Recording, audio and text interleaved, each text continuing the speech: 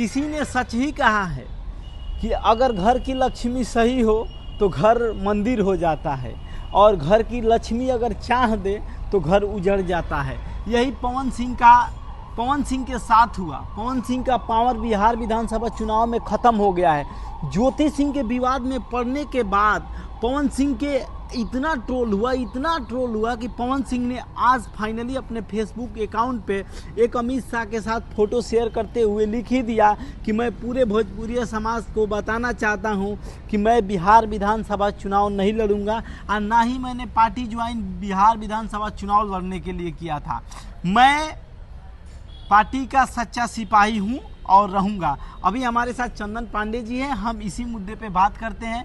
क्या लग रहा है चंदन जी कि पवन सिंह ने आखिरकार ये निर्णय क्यों लिया कि मैं बिहार विधानसभा चुनाव नहीं लड़ूंगा? देखिए क्या हो रहा है ना कि ज़्यादा ट्रोल हो गए थे पवन सिंह अपने पत्नी को लेकर, ज्योति सिंह को जी, तो उनको लगा होगा कि मैं चुनाव में जाऊंगा तो फिर दोबारा ट्रोल होऊंगा जी। इस वजह से उन्होंने स्वयं कहा होगा कि मैं चुनाव में नहीं लड़ूंगा। बात ही वो पार्टी के अंदर की बात है, क्या बातें हुई हैं क्या नहीं हुई है, ना हम क्लियर कर सकते हैं ना आप, कोई क्लियर नहीं कर सकता इस बात। क्या ये बात सच साबित हो रही है कि एक सफल पुरुष के पीछे एक औरत का हाथ होता है जी, और उसका घर उजाड़ने के पीछे भी एक औरत का हाथ होता है? बिल्कुल। तो क्या ये पवन सिंह पर साबित हो गया कि पवन सिंह का घर उजाड़ने में पवन सिंह की पत्नी ज्योति सिंह का हाथ है? बिल्कुल। देखिए क्या है ना कि जब भी पवन सिंह अब मतलब चुनाव में जब भी आते हैं तो उनके साथ कुछ ना कुछ हो जाता है।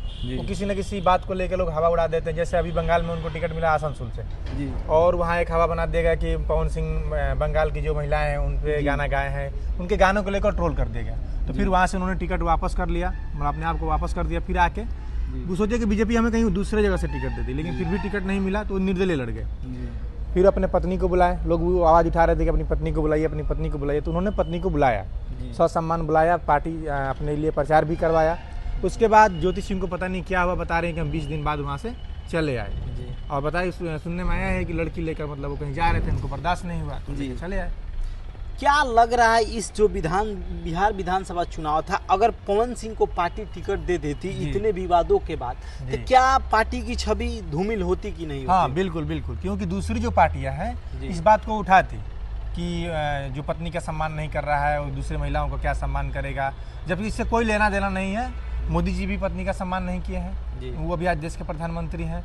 उसके बाद आपके बलिया के देखे रहे हम लोग के जो विधायक हैं, उनकी भी पत्नी से विवाद है स्वाति सिंह के साथ, दयाशंकर सिंह का, वो भी अच्छा काम कर रहे हैं। तो ये कोई जरूरी नहीं कि जो पत्नी से उसका नहीं बन रहा है तो समाज के लिए सही काम नहीं करेगा, ऐसा। लेकिन समाज में ये भी हल्ला उठ रहा है कि जैसे में कि जो अपने पत्नी को नहीं संभाल सकता, पत्नी के साथ सही से नहीं रह सकता, वो समाज की क्या हित की बात करेगा, मुद्दे की बात करेगा? क्या ये पवन सिंह पे क्या इसका इफेक्ट पड़ेगा? देखिए अटल जी की भी शादी नहीं हुई थी जी, लेकिन उनकी शादी नहीं हुई थी, लेकिन इनकी शादी हुई है और 3 शादियां हुई हैं। नहीं, ये गलत आप बोल रहे हैं कि 3 शादियां, 2 शादियां हुई हैं। पहली नीलम के साथ हुई थी और दूसरी अभी ये ज्योति सिंह के तलाक चल रहा है, इसमें 2 ही शादी हुई है। और लोग अफवाह उड़ा रहे हैं कि 3 हुई है, 4 हुई है।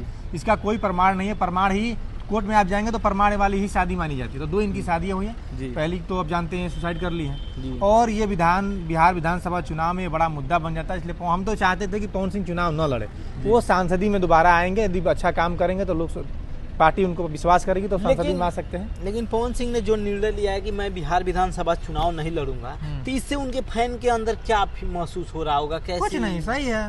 वो गाने के लिए जाने जाते हैं, अपना गाना गाएंगे, लोग सुनेंगे। छठ में उनका गाना तो आएगा, क्या आज जाते जाते आप ये बता दीजिए, क्या लग रहा है 2029 के लोकसभा चुनाव पवन सिंह लड़ सकते हैं या फिर वो लोकसभा के चुनाव? अब देखिए जिस हिसाब से पवन सिंह की लाइफ में चीजें चल रही हैं जी, कुछ कहा नहीं जा सकता। वो जब भी बंदा राजनीति में आता है कुछ ना कुछ उसके साथ गलत हो ही जाता है। अब वो कौन करवाता है, कैसे होता है, ये पता नहीं, लेकिन उसके साथ जब भी राजनीति में 2 बार हो गया, 2 बार पवन सिंह ने हार मान ली है। तीसरी बार भी क्या गारंटी है, कोई ना कोई मुद्दा उठेगा, हो सकता है उस बार भी ना लड़े।